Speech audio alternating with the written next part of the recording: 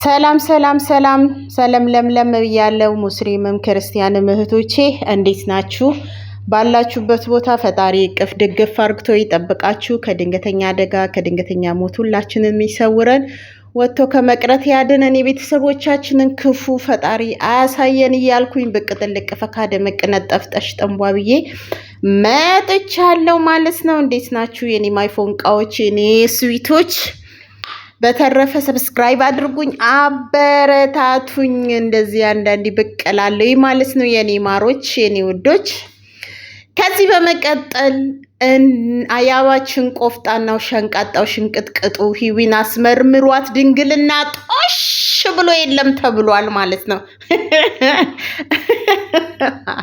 ሂዊዬ ማን ወስዶት ነው? ማን ወስዶት ነው? ማን ወስዶት ነው? ማን ነው እሱ? ዱዱዬ፣ ቡቡዬ፣ ሂዊዬ ማን ነው እሹ? ማን ነው እሹ ድንግልናውን ጦ ያደረገው? ለማንኛውም ያባችን ቆፍጣናው ሸንቃጣው ዶክተር ጋር ሂዶ አስመርምሯል። ሲያስመረምር የሂዊ ድንግልና እስከነ ነብሱ እስከነ ቃጭሉ የለም ብሎ ጠፍቷል ምናምን ብሎ ነግረውታል። እና በቃ ያባችን ቆፍጣናው አይዞን አይዞን አይዞን አይዞን ያጋጥማል ማለት ነው። በነገራችን እውነት ከልብ ትክክለኛ ድንግል ከሆነች ማለት ነው በደንብ ነው የሚያስታውቀው።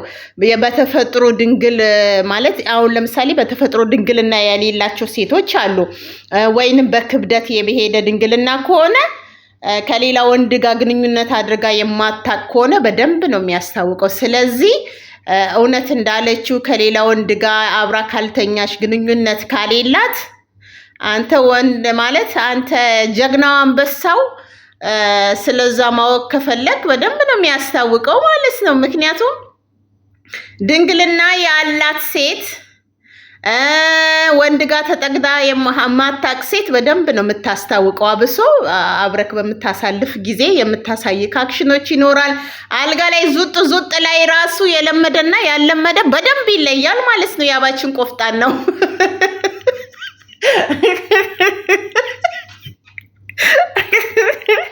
እና ፈጣሪ እና ዋይ አለ ዋይ ተከስተ ያው ድንግልና አለ ብለክ ብቻ ጠብቀህ እንዳይሆን ዋይ በአሁን ዘመን እናት ዝምብና ጥንዚዛም ራሱ ድንግልና የለው ቁም ነገር በአንድ ዓመት ውስጥ ነው በቃ ጠባ እያስቸገረ ያለው ማለት ነው። ስለዚህ እውነት እንዳለችው ትክክለኛ ከሌላ ወንድ ጋር ግንኙነት አድርጋ ማታክ ከሆነ አንተ ጀግና ወንድ ኮንክ በደንብ ነው የምታውቀው። የሰራና ያልሰራ ዕቃ በደንብ ስለሚያስታውቅ ማለት ነው።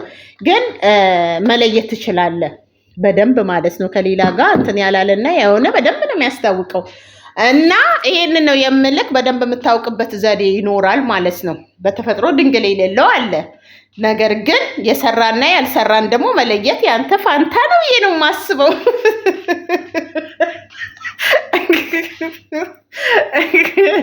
እና ሲቀጥል ደግሞ ዋናው የእናንተ የሁለታችሁ ፍቅር ነው። ልብ ለልብ መገናኘት ነው እንጂ ደም ፈሰሰ አልፈሰሰ ትርጉም ያለው አይመስለኝም። ደሙን ቢፈስ ምንም ስለማይጠቅም ማለት ነው። ስለዚህ በመተማመን በመነጋገር ችግራችሁን ብትፈቱ መልካም ነው ብዬ አስባለሁ። አንተ ደግሞ ድንግል ነሽ ብለህ ጠብቀህ ዶክተሮች እንዲህ እንትን ካላሉ ትኩስ ድንግልና የሄደ ከሆነ ያስታውቃል። የቆየ ድንግልናም ያስታውቃል። የተነካካም ድንግልና ያስታውቃል። የተፈጥሮም ድንግልና ያስታውቃል። አንተ አንበሳ ከሆንክ ማወቅ ትችላለህ ማለት ነው። ዙጥ ላይ ያስታውቃል። ስለዚህ ወልልክ ነው ፈጣሪ ሆይ አሮዳ እና በንግግር ችግሮቻችሁን ፍቱና ተወያዩና እንዳለችው ቤት አለ አድርም ዛሬ ካንተ ጋር እጄ ዙጥ እላለሁ ብላለች። ያው እንግዲህ ዙጥ ካደረክ በደንብ መለየት ትችላለህ ብዬ እላለሁ። በቃ ተስማምታችሁ ችግራችሁን ፈታችሁ እንትን በሉ። ዋናው ልብ ነው። ደም መጣ ቀረ ምንም ዋጋ ስላሌለው ማለት ነው። የኛዎቹን በእንደዚህ ጨርሳለሁ። ሌላ ደግሞ እንግዲህ አብርሃም እና ሄርሜላ ሩታ እንደዚሁም ኤፍሬም መጥተዋል ማለት ነው ትላንትና አብርሃም እንግዲህ ላዩ ላይ የሚታየው ነገር ፈዟል፣ ደንዝዟል። ልጁ በቃ ድንዝዜሽን ብሏል። በቃ ፈዟል። እግዚአብሔርን ትክክለኛው አብርሃም አይደለም። የሆነ የእግዚአብሔር በግ ነው። በቃ በግ እና ሲባል መሄድ እንካ ሲባል ኧረ በስመ አብ። የአብርሃም ደግሞ የባሰ ነው እንዴ! ማለት የሞኝ አይነት አለው። የእሱ ግን ደግሞ የእሱ በግ ደግሞ እኔ እንጃ። የፈጣሪ በግ ራሱ እንደሱ የዋህ የሚሆን አይመስለኝም። እኔ አላቅም። ግን ልጁ ከፊቱ ላይ የሚነበበው የሆነ ነገር እንዳለ ነው የሚያስታውቀው ማለት ነው።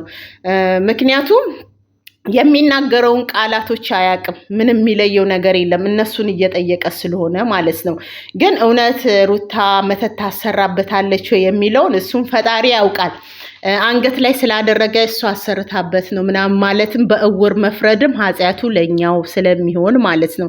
ነገር ግን ወደ እሷን ቢመለስ እኮ የልጇ አባት ነው።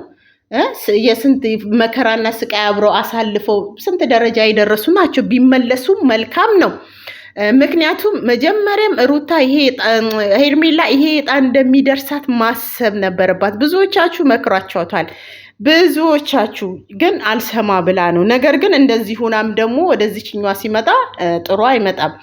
አሁን በክስም ደረጃ ቢሄዱ ሚስት ያለው ልጅ ያለው እርጉዝ ሆና በሆዷ ውስጥ ልጅ ተሸክማ እንዴት አንቺ እሱን አፍቅረሽ እላዩ ላይ ልትመጪ ትችያለሽ ብለው ህጉ ራሱ እኮ እሷ ላይ ነው የሚፈርድባት፣ ሄርሜላ ላይ ማለት ነው። ምክንያቱም አርግዣለሁ እኔን ጥሎ ወደ ሚስቱ ሄደ ቢባል ህግ ራሱ ለሩታ ነው የሚፈርደው። ምክንያቱም እነዚህ ልጆች በቬሎ ተጋብተዋል፣ በሰርግ እንትን ብለዋል። እና ምን ልላችሁ ነው፣ አሁን ሄርሜላ ራሱ እንደዚህ አስረግዞኝ ክዶኝ ነው ብትባል እሷም ጭምር ናቸው ሸቤ የሚገቡት። ምክንያቱም ሄርሜላ የመጣችው ሩታ ሳትወልድ በፊት ነው። ምክንያቱም በህግ ደረጃ ከሆነ ከመጀመሪያው እስከ መጨረሻው ነው ቪዲዮቸው እንትን የሚባለው የሚመረመረው ማለት ነው። ከየት እንደተጀመረ ነገሩ ጥንስሱ ከየት ነው፣ ተፋታ ነው ወይ ሳትፋታ ነው ወይ፣ ሄርሜላ የመጣችው ነገር ሁሉ ከመጀመሪያ እስከ መጨረሻው ነው ፖሊስ ሁሉን የሚመረምረው። ስለዚህ ሄርሜላንም አበሮቿንም ተያይዘው አብርሃምም ሳይቀር ሸቤ ነው የሚገቡት። ለምን? በሚስት ላይ ሚስት ነው የተዳረበው ማለት ነው። ከሚስቱ ጋር ሳይፋታ ነው ከሄርሜላ ጋር ፍቅር የጀመረው። ስለዚህ በሚስት ላይ ሚስት ነው የደረበው ሳይፈታት። ከዛም በኋላ እንትን ካለች በኋላ ነው ወደ ፍቺ የሆኑት። ምክንያቱም እሱ ነው በሩታ ላይ ሌላ ሴት የደረበባት እሱ ነው። እና አሁን ሄርሜላም ወደ ህግ ብታይ ሁሉም ተጠራርገው ወደ ሸቤ ነው የሚገቡት። እንደ ህጉ ከሆነ አብርሃምና ሩታ ተፋቷል በሚለው ሳይሆን ሳይፋቱ በፊት ነው ሄርሜላ የመጣችው እሱም ብላ ፖሊስ ደግሞ ሲመረምር ከመጀመሪያው ቪዲዮ አንስቶ እያንዳንዱን ተከታትሎ ከተፋቱ በኋላ ነው ወይ ሄርሜላ የመጣችው የሚለውን ነገር በደንብ መርምረው ነው የሚያዩት ማለት ነው። ስለዚህ በጋብቻ ላይ ጋብቻ ነው የፈጸምከው ተብሎ እሱ ከእንደገና እንደ አዲስ ነው እሱም ሄርሜላም አጠገቧ ያሉትም ተያይዘው ነው ገደል የሚገቡት። እና ልመለላችሁ ፈልጌ ነው። እግዚአብሔር አምላክ ነገሮቹን ያቅልላቸው። ድራማም ከሆነ ደስ ይላል ይስሩ። እኔ ግን ዝም ብዬ ሳስበው ማለት ነው መጨረሻ ዞሮ ሩታና አብርሃም የሚታረቁ ነው እኔ የሚመስለኝ ማለት ነው። ብዙውን ጊዜ ኦዲየንስ የወደደው ነገር ሲፈጸም ማንም ታይቶ አይታወቅም። ኦዲየንስ ዋይ ዋይ ዋይ ዋይ ዋይ ያለለት ነገር መጨረሻው ተናክተው ተነካክተው እስከ መለያየት ነው የሚደርሰው። ኦዲየንስ የፈለገ ዋይ ዋይ ዋይ ዋይ ዋይ ቢል ቢያጅብ ምን ቢል ማለት ነው።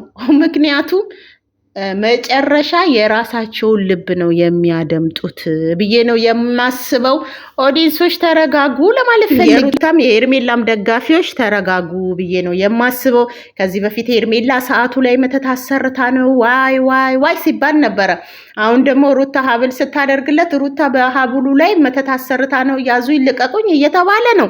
ስለዚህ ሁላችንም ብንሆን በማናቀው ነገር ነው እየተቦጫቦጭን የሆኑ መተት ይኑሮ አይኑሮ የምናቀው ነገር የለም። ነገር ግን በምናየው ነገር እንትን ማለት ነው። ስለዚህ በህግ ደረጃም ከተኬደ ሁሉም ተያይዘው ሸቤ ነው የሚገቡት።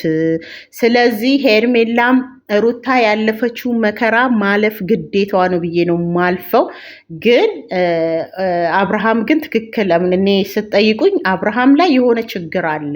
ምክንያቱም በግ ነው የሆነው። በግ በቃ የሚል በግ የለም። ና ሲሉት እያለ የሚመጣ በግ እንደዛ ነው። በቃ ወይኔ ደግሞ የዋህነቱ በጣም እኔ እንጃ። እግዚአብሔርን በኢየሱስ በቃ የዋህ ንጹህ እንትን ያለው በቃ ንጹህ ሰው ነው እና ብቻ እግዚአብሔር እውነት ከእንደዚህ እውነት ወዷት ከሷ ወደ እሷ ተመልሶ ከሆነ ደስ ይላል። ግን በመተት ከሆነ ደግሞ ከባድ ነው ከሆነ የባሰ ቤተሰብን ያበጣብጣል። ግን እርግጠኛ ነኝ እንትና ኤፍሬም የፈለገ ነገር ቢሆን ወንድሙን በመተት አያስረውም።